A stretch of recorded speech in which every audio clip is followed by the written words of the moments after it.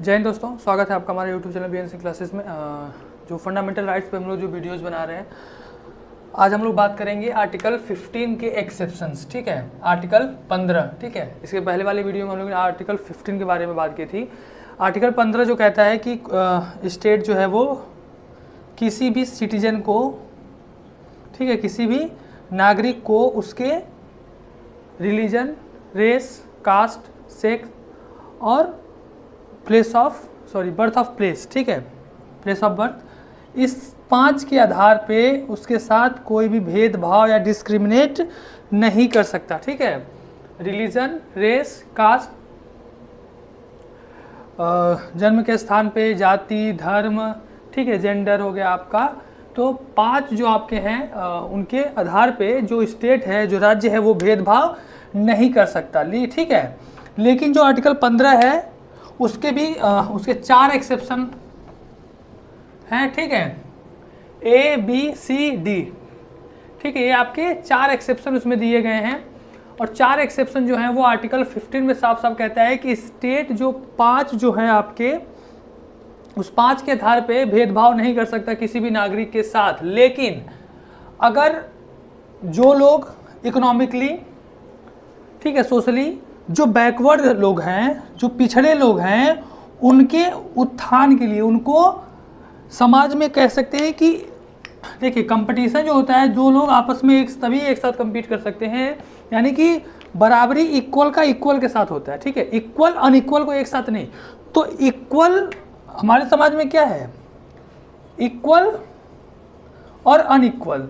तो जब तक हम लोग इक्वल को इक्वल नहीं करेंगे तब तक इनके बीच में कोई कंपटीशन हो नहीं सकता। तो देखिए बहुत सारे, तो 4 ऐसे प्रावधान दिए गए हैं जिससे कि जो हमारे देश में जो नागरिक सोशली, इकोनॉमिकली अगर वो बैकवर्ड है, ठीक है, आर्थिक रूप से या सामाजिक रूप से अगर वो पिछड़ा हुआ है, तो स्टेट उसको ऊपर उठाने में उसको हेल्प करेगी। ठीक है, तो यही 4 जो एक्सेप्शन केस हैं, यही जो 4 प्रावधान हैं, वो आपके कह सकते हैं, मतलब हमारे जो कॉन्स्टिट्यूशन उसमें दिया गया है।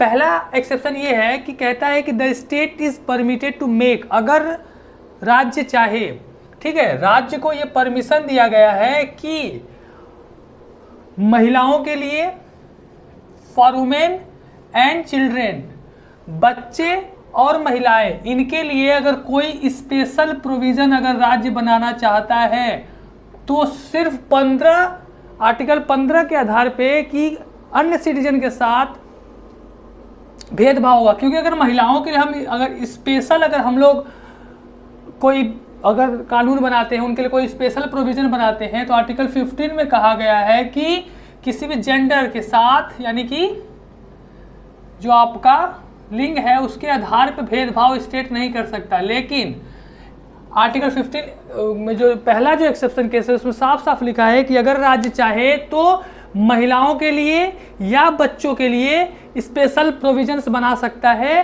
ठीक है, दूसरा है कि the state is permitted to make any special provision, यानी कि अगर राज्य चाहे तो जो सोशली, यानी कि जो सामाजिक और शैक्षिक रूप से, सामाजिक और शैक्षिक रूप से जो पिछड़े लोग हैं, ठीक है, अगर उनके आगे बढ़ाने के लिए advancement of any socially and educationally backward classes of citizen और for the SC ST, schedule caste and schedule tribes, ठीक है, अगर इनके उत्थान के लिए, इनके सामाजिक और शैक्षिक रूप से अगर इनको आगे बढ़ाने के लिए अगर राज्य कोई स्पेशल प्रावधान बना सकता है, तो जो संविधान में कहा गया है, आर्टिकल 15 में कहा गया है कि रेस या कास्ट के आधार पे राज्य भेदभाव नहीं कर सकता।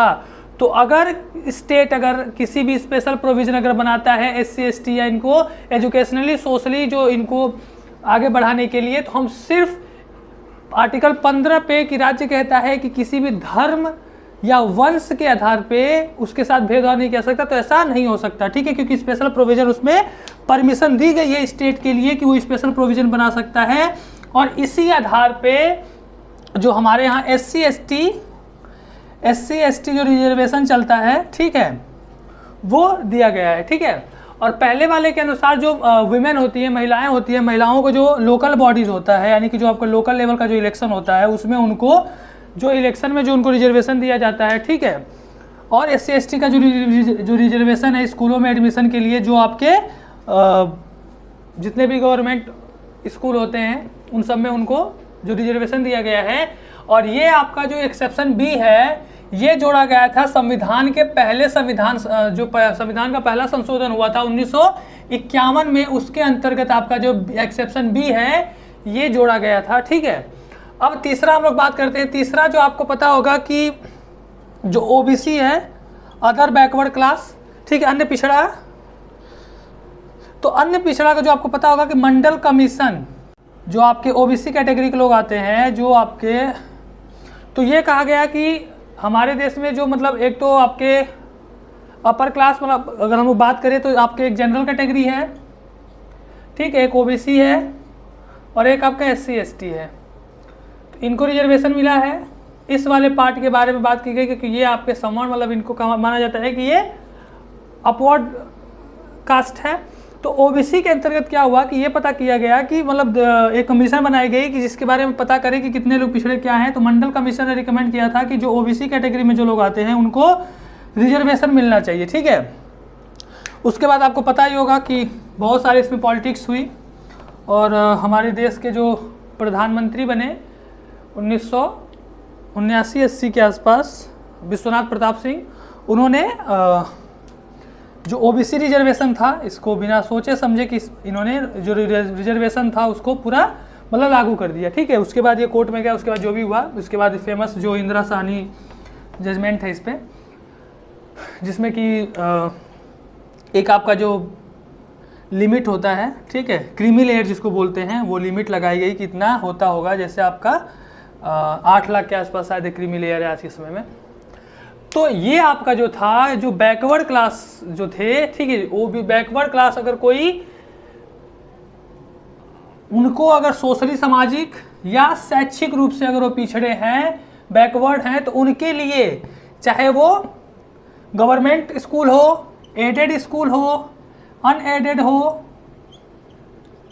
अगर इसमें एडमिशन के लिए उनको अलग से रिजर्वेशन, उनको सीट प्रोवाइड करवाई जाएगी। स्टेट ऐसा करेगा, स्टेट को पावर दिया गया है, वो ऐसा कर सकता है। लेकिन ध्यान रखिएगा कि जो इनको रिजर्वेशन मिलता है, गवर्नमेंट, प्राइवेट, चाहे वो अनएडेड हो, एडेड हो, लेकिन अगर वो माइनॉरिटी एजुकेशनल सिस्टम के अंतर्गत आता है, अगर वो माइनॉरिटी एजुकेशन के अंतर्गत, एजुकेशनल इंस्टीट्यूशन के अंतर्गत आता है, तो वहाँ पे ये रिजर्वेशन काम नहीं करेगा, ठीक है। और आपका जो C एक्सेप्शन है ये जोड़ा गया था 93rd कॉन्स्टिट्यूशन अमेंडमेंट एक्ट 2005, ठीक है, 2005 में इसको कॉन्स्टिट्यूशन में जोड़ा गया।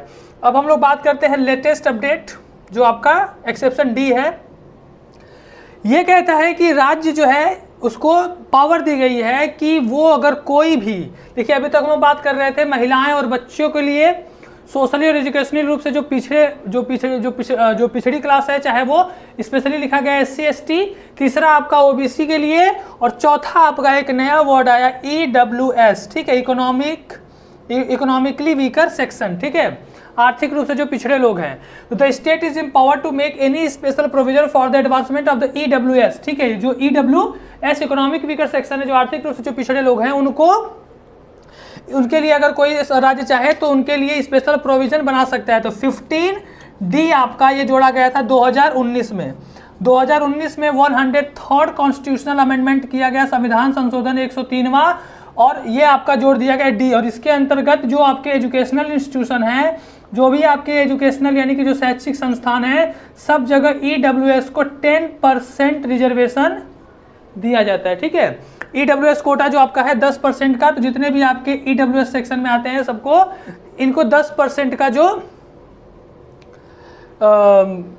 रिजर्वेशन है, 10% का जो कोटा है वो इनको दिया गया, ठीक है। तो इसी को बोलते हैं EWS रिजर्वेशन, ठीक है, जिसके अंतर्गत आपका 10% जो इसको दिया गया है। तो ये आपका लेटेस्ट 2019 में जोड़ा गया था, जस्ट इलेक्शन से पहले, फरवरी का महीना था, उसी समय मतलब इलेक्शन होने वाला था और सरकार ने सोचा कि कुछ किया जा भाई।